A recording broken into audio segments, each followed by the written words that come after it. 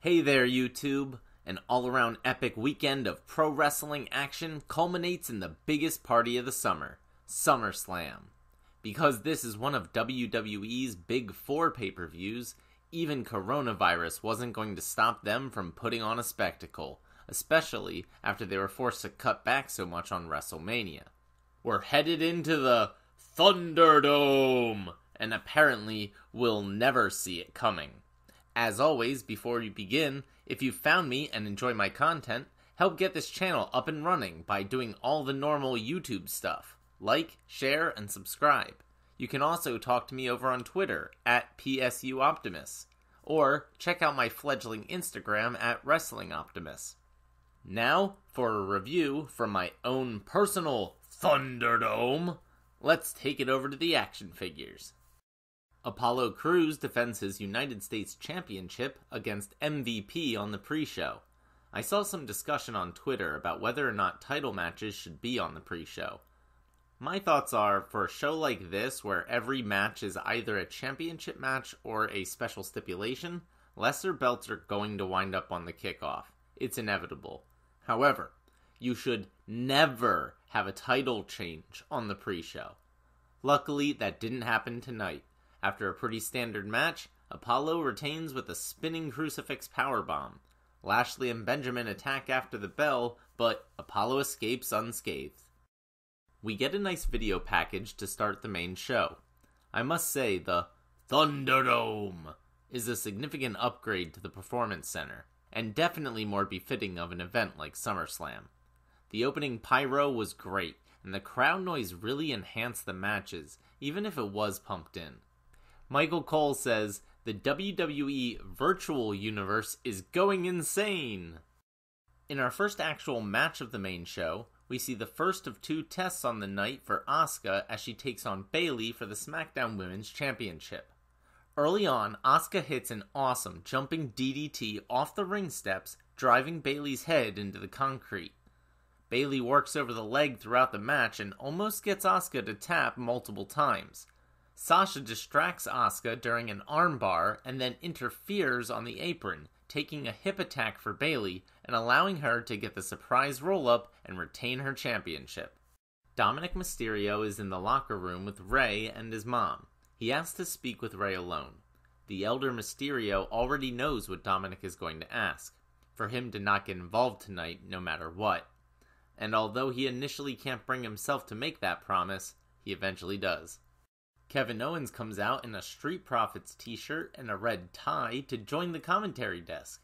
He says all the people on the virtual screens are his friends, and he thinks his wife is in the crowd somewhere. I love KO, but did I miss something? Is he part of this storyline, and what's with the tie? It's the Street Profits vs. Andrade and Angel Garza for the Raw Tag Team titles. The Street Profits entrance is awesome as it rains red solo cups on both the stage and in the ring. Unfortunately, they can't dance through the virtual crowd. Montez starts the match and gets worked over while visibly starting to shake. This is supposedly from the lingering effects of the poison. After an Angelo Dawkins hot tag, we get an insane crossbody off the top rope by Ford. I swear, he gets the biggest air in all of WWE. Zelina Vega argues with the ref on the apron only to get knocked off accidentally by Ford. Andrade goes to help Zelina while Angel attempts a wing clipper, but Montez reverses it and makes the tag to Dawkins. He hits the cash out, and Montez nails a beautiful spinning frog splash to retain the titles. No offense to Angelo Dawkins, but Montez Ford is a phenomenal athlete with charisma for days. He's easily a future world champion as a single star, but for now, these two are one of the best tag teams in an otherwise weak division. I'm glad WWE is keeping the straps on them a little bit longer. My fantasy booking is to continue this feud, but add in more Zelina Vega and Bianca Belair because they're both fantastic. We're in the backstage interview ring with Bayley and Sasha. Bayley laughs off the assertion that she needed Sasha's help to win against Asuka.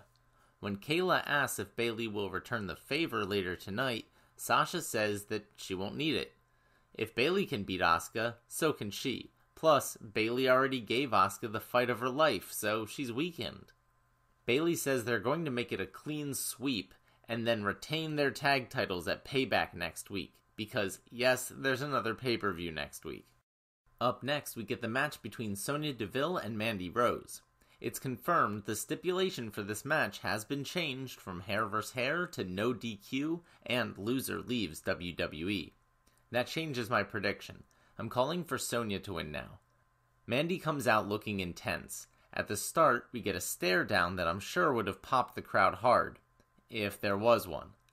As her expression hinted at, Mandy is uncharacteristically aggressive from the get-go, taking Sonya to the outside, suplexing her on the ramp, and throwing her into barricades. There's a funny moment where she tries to set up a table but can't get it to stand. Should have probably consulted the Dudleys for that. I'm surprised they let Mandy get that much offense in against a legitimate MMA fighter, but it gave her instant credibility, and the story was that as the match drags on, her adrenaline wears off, and Sonya's fighting experience takes over.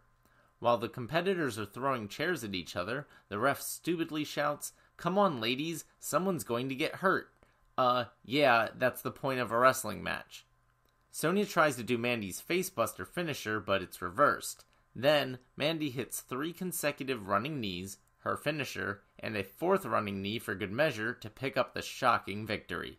Sonya Deville has to leave WWE. My fantasy book would have been to keep the hair versus hair stipulation and still have Sonya lose. I think a bald Sonya going even crazier and mauling everyone in her path would be awesome. I'm not quite sure how they're going to handle her leaving though, so I guess we'll just have to wait and see. Otis comes out to celebrate with Mandy in the ring as Sonya no-sells the 5 signature moves that she just took. Otis hoisting Mandy onto his shoulder actually looked pretty cool against the Thunderdome virtual audience as a backdrop. Mandy attempts a terrible-looking caterpillar. Next, we get the debut of Dominic Mysterio in a street fight against Seth Rollins. Seth comes out in specially designed gear, mocking Rey Mysterio's 1997 Halloween Havoc purple question mark attire he wore against Eddie Guerrero. Side note, I saw a figure of Rey in that exact outfit the other day, but decided not to get it. I'm definitely regretting that decision now. Dominic comes out to a slightly modified version of Rey's theme song, wearing some cool blue gear that reminds me of Mustafa Ali. Plus, it appears to have the eagles from Rey's mask on the thighs and hood. Another side note, Rey Mysterio has a Louis Vuitton mask on. Seriously. Dominic looks remarkable for this being his first ever WWE contest. The story of this match is Seth trying to provoke Rey into breaking his promise and interfering. He starts by threatening to use a chair. Dominic fights back though and unleashes a flurry of kendo stick shots.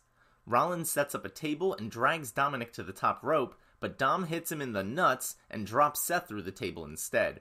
He follows that up with an Eddie Guerrero-style frog splash, but it only gets a 2 count. Seth rips off Dominic's shirt and beats him with the kendo stick, then gets a pair of handcuffs. Rey's wife comes out and he runs up the ramp to stop her. This gives Murphy the opportunity to grab Dominic and try to gouge his eye out on the ring steps. Rey finally relents and makes the save, but winds up handcuffed to the ring ropes as Seth turns his attention to Angie. Dominic makes the save this time, laying out Murphy and delivering a 619 to Seth, but a second frog splash misses and Rollins takes advantage, delivering a curb stomp to Dominic right in front of a helpless Rey Mysterio and picking up the win. That was an absolutely incredible debut for Dominic. He impressed me on so many levels. His athleticism, his selling, his psychology, it was all there. He's going to be special. In my fantasy book, Braun turns heel after losing his championship and goes after Dominic in a callback to Rey's Giant Killer days in WCW. During a commercial for the WWE Tanks video game, Montez Ford reveals that his solo cup contains orange juice. Huh. We also get an ad for the next episode of 24, which will apparently document this year's WrestleMania, which had to be moved to the Performance Center due to coronavirus. The one thing I noticed which bothers me was the title, The Show Must Go On. That seems really tone-deaf to all the suffering this pandemic has caused. No, Vince, the show didn't need to go on, and frankly, it shouldn't have. You are reckless in a time of crisis because you value money more than people.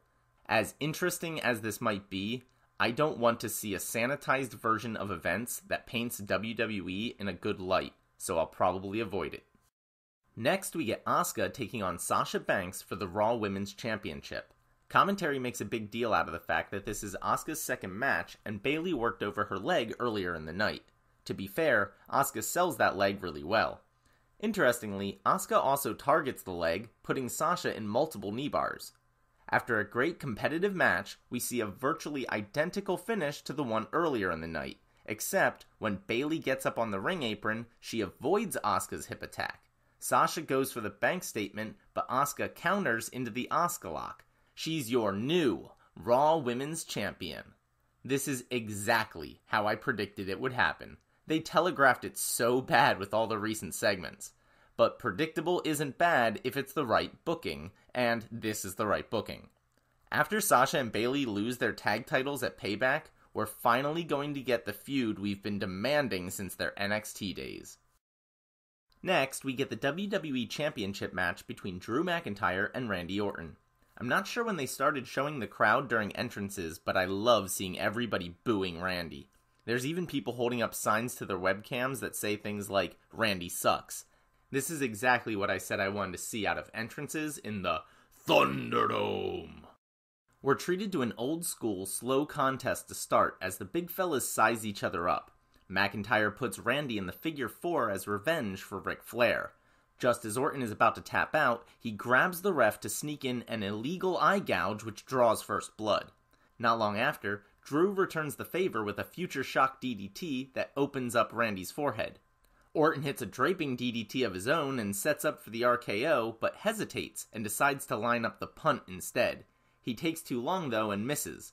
Drew goes for a Claymore and misses as well, but when Randy tries another RKO, McIntyre reverses it into a surprise pin. He retains the WWE Championship and poses for the virtual crowd.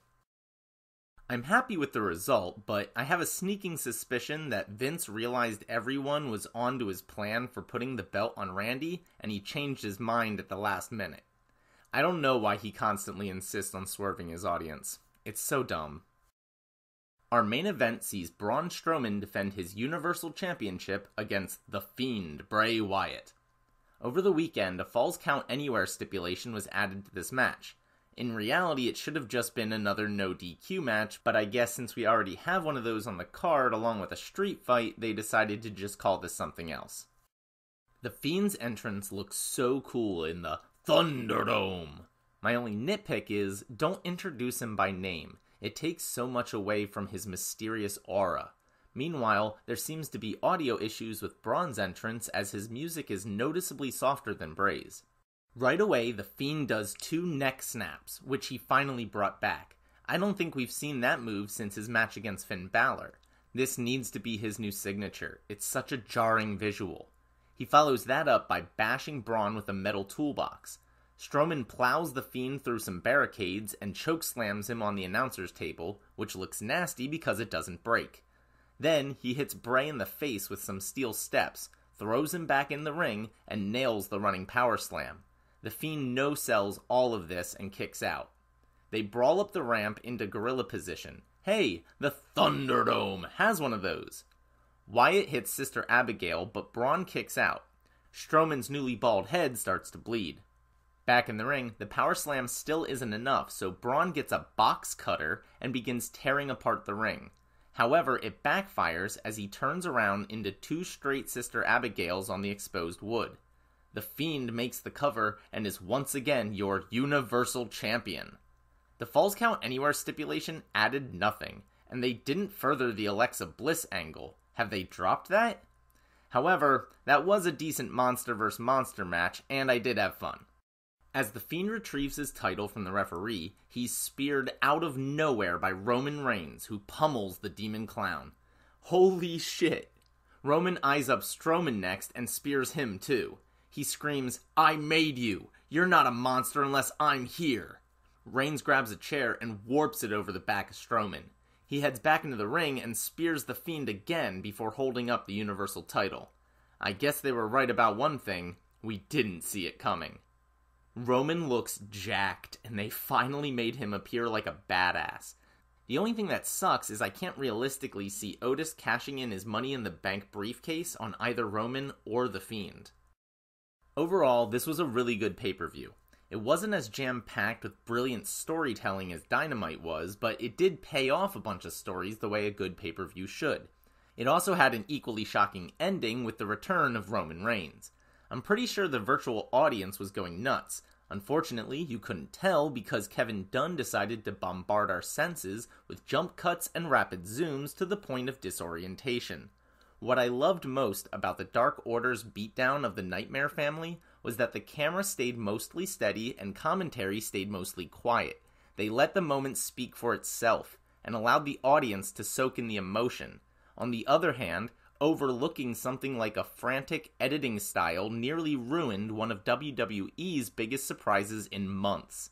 Still, Dominic Mysterio's debut was great. The impending Bayley and Sasha blow-up is tantalizing. They did the right thing by Drew McIntyre, and we built towards a bunch of matches for Payback next week. Can't really complain. Well, that'll do it for SummerSlam Thunderdome edition.